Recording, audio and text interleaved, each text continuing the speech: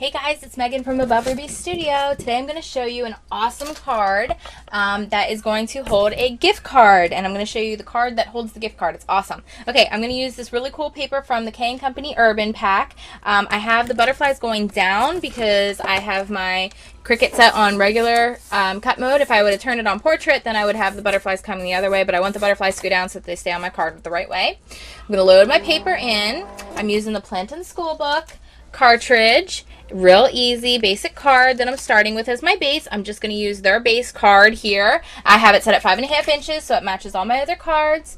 I have my speed on high, my pressure, it doesn't need to be quite that high because it's not that thick of a cardstock, just on medium. I'm pressing my card button. It's at 5.5 inches. I'm going to do my autofill, which I use all the time whenever I need to do multiples on the same page, and I'm just going to press cut. It will cut 2 times this page and we're good to go.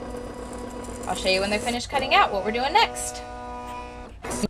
Alright, my cards are cut out. Now it's time to cut the envelopes for my gift card. And I'm going to use the tall ball setting because I really like the little holes that are already pre-punched into the envelope. And I have to make my dial size to fit a gift card, a standard gift card, is 2 3/4 inches. Now it will be a little bit bigger than the gift card.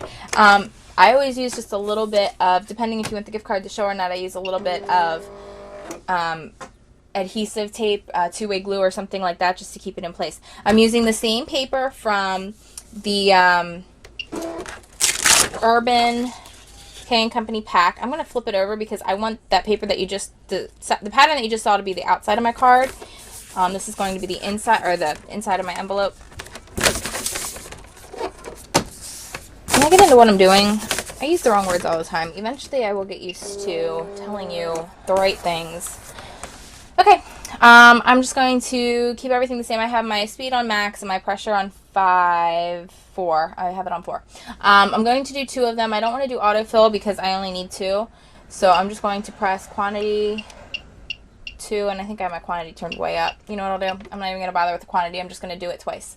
So, tall ball, 2.5 inches. I have to press shift and then the envelope. Or shift and then the card button. It's the same thing. Card and envelope are on the same button with the Plantin School Book. Alright, here we go. It's going to cut out my little envelope. Okay, so I have my card and my envelope all cut out here for you, and I'm going to start folding it up and putting them together. I'm going to simply just fold my card over and line it up. And there are little perforation marks, but I'm just doing it this way this time. I do both. I show you both. So there it is, my little card set up. There's my base, and here's my envelope. This is going to be the inside. This is the outside. I have my little punches already in there.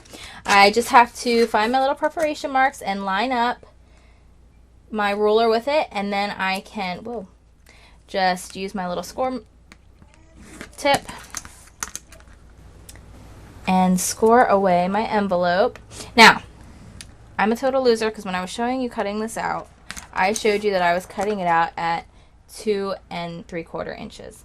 And I must have spaced out and not paid attention because it's actually 3 3/4 inches to fit a standard card. And it is a little bit bigger because a pretty much standard credit card or driver's license or any of those cards that you would get are just over 3.5. They're just a little bit bigger than 3.5 inches long.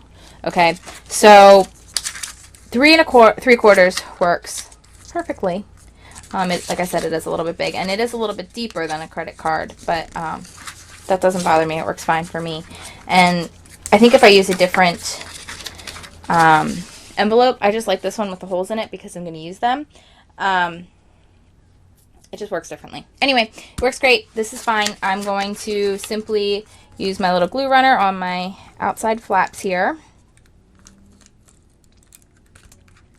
and fold those over. Press them down real good. And I leave a little bit of room, and then you can also put some glue in there. It doesn't really matter. It's fine. So there's my this and that, ready to go. Good, good, good. Okay, moving on.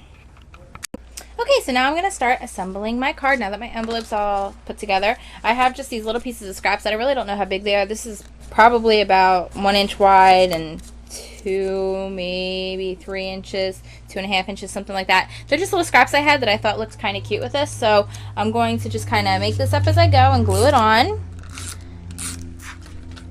I'm going to put this down here, all the way down against the bottom border. And then, let's see, I should probably put my ribbon in my envelope first. So this is what I do with this. I take a piece of ribbon, however length I think I want it. I fold it in half, and then I tie a little knot bow at the very bottom where the two are already joined, where it's like in half, so that I have a little tail here. So I just have to loop it in there. What am I, some kind of... Okay. So just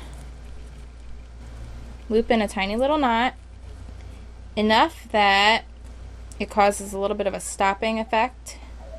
It's just a simple little knot. I'm going to feed it in here in my little hole, and then I'm just going to tape the inside with some regular old Scotch tape.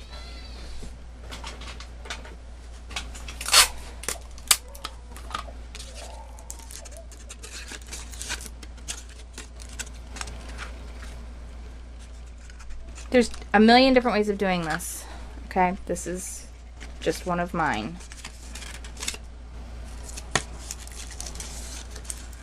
Piece of Scotch tape right on the inside there. Okay? And it's taped down. It's pretty secure. Doesn't pull out.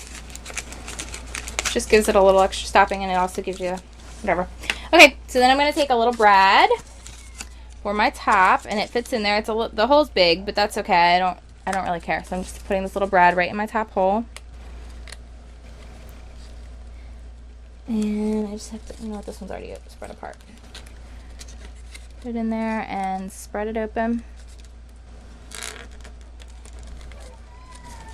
And it fits right in there fine. So it covers up my whole hole. It doesn't really affect anything. So then I can just loop my little ribbon around all cutely, any which way I want. Make a little bow, however I want to do it. It doesn't matter. This is just really thin little 1/4 inch ribbon from A. Seymour, and it's in a bright pink color, and I really like it. And I'm going to take this little strip, and I'm going to leave a little bit of room, not much. I'm going to put this all the way to the end of this side card, and a little bit of border there. Just tape it down. And then I cut out little letters that say "For You" with the Cricut stamp set, and I just used the Plantain School Book, and I used just 1/2 inch letters, and it's really cute, just basic whatever. I'm going to ink it up, and I'm going to dab it off a little bit because I want it to have a little bit of a, because this isn't like a solid, I want it to have that same effect. So I'm going to dab it a bit, and then I'm just going to stamp it in my far corner over here. So it's not completely a solid stamp. I didn't want it to be that way, so it's pretty cute. I'll show it to you real quick. See how I dabbed it off so it's not a full solid whatever, and it's a little mixed match because I just felt like it matched the rest of the card then that way. Okay, and now I'm going to glue my envelope on. I'm going to do it in a little bit of a turned fashion. I'm just going to use my glue.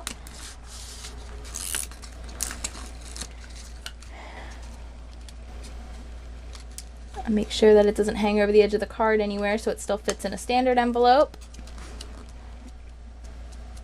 And it's ready to go.